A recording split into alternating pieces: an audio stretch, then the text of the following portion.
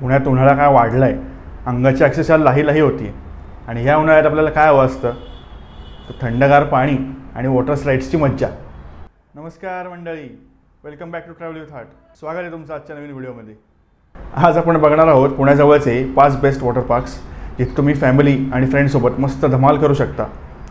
चला तर मग उडी मारूया आनंदाच्या लाटेत. मित्रांनो, आपला पहिला स्टॉप आहे लोणावळ्याचं वेट एंड जॉय. इथे तुम्हाला मिळतील इंटरनॅशनल लेवलच्या स्लाईड्स. जर का तुम्हाला थ्रिल आवडत असेल तर इथला स्कायफॉल नक्की ट्राय करा. आणि हो, इथला डान्सिंग वेव्हपूल तर मिस करूच नका. ह्याची वेळ आहे साधारण सकाळी 10 ते संध्याकाळी 6 आणि तिकीट साधारण 899 पासून आहे. प्रत्येक दिवशीप्रमाणे ते थोडं चेंज होतं, त्यामुळे ते नक्की तुम्ही वेबसाईटवर चेक करून जा. आपलं पुढचं ठिकाण आहे डायमंड वॉटर पार्क.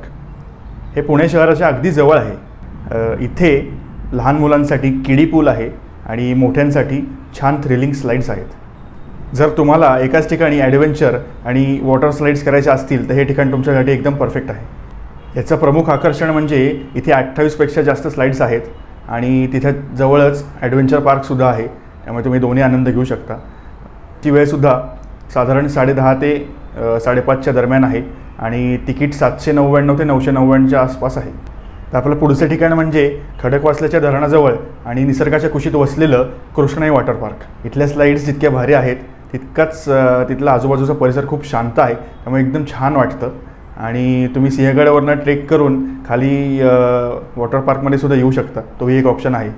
इथली प्रमुख आकर्षणं म्हणजे ब्लॅक होल, पायरेट आयलंड आणि ट्विस्टर. हे तुम्ही नक्की ट्राय करा. आणि याची वेळ साधारण 10 ते 6 आहे आणि तिकीट साधारण 700 ते 800 रुपयाच्या दरम्यान आहे. आपलं पुढचं ठिकाण आहे सेंटोसा रिसॉर्ट.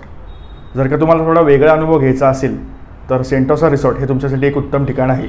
इथं पोहोचणं तसं खूपच सोपं आहे, कारण ते एकदमच हायवेला आहे, त्यामुळे तुम्ही एकदमच निवांत पोहोचू शकता.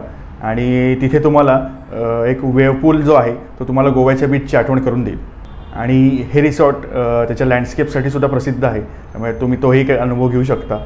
आणि इथली प्रमुख आकर्षणं म्हणजे तिथला वेव्हपूल, लँडिंग पूल आणि आजूबाजूच्या मस्त फॅमिली स्लाईड्स. याची वेळसुद्धा सकाळी 10 ते 6 आहे आणि तिकीट साधारण 550 ते 650च्या दरम्यान आहे. आता आपण आपल्या शेवटच्या ठिकाणाकडे येऊयात. ते ठिकाण लहान मुलांचं अगदी लाडकं आहे आणि त्याला पुण्याचं मिनी डिझनीलँडसुद्धा म्हणतात. आणि ते ठिकाण म्हणजे अप्पूघर. तर मी वेगळं सांगायची गरज नाही, तुम्ही ओळखलं असेलच. जर का तुम्ही लहान मुलांबरोबर जाणार असाल तर हे ठिकाण अतिशय योग्य आहे आणि अगेन पुण्याच्या खूप जवळ आहे, त्यामुळे लांब जायची गरज नाही आणि उत्तम ठिकाण आहे. मला आठवतं आहे आमच्या शाळेची ट्रिप गेली होती अप्पूघरला, तेव्हा ते इतकं आवडलं होतं की आम्ही परत एकदा फॅमिलीबरोबरसुद्धा गेलो होतो तिथे. इथे वॉटर पार्क पण आहे आणि बाकीच्या अम्युजमेंट राईडसुद्धा आहेत, त्यामुळे तुम्ही दोन्हीचा अनुभव मस्त घेऊ शकता. तर मंडळी, हे होते पुण्याजवळचे 5 बेस्ट वॉटर पार्क्स. तुम्ही या उन्हाळ्यात कुठे जाणार आहात ते आम्हाला कमेंटमध्ये नक्की सांगा. आणि जर का हा व्हिडिओ आवडला असेल तर चॅनलला प्लीज लाईक, शेअर आणि सबस्क्राईब करा. तोपर्यंत बाय बाय, भेटूयात पुढच्या व्हिडिओमध्ये.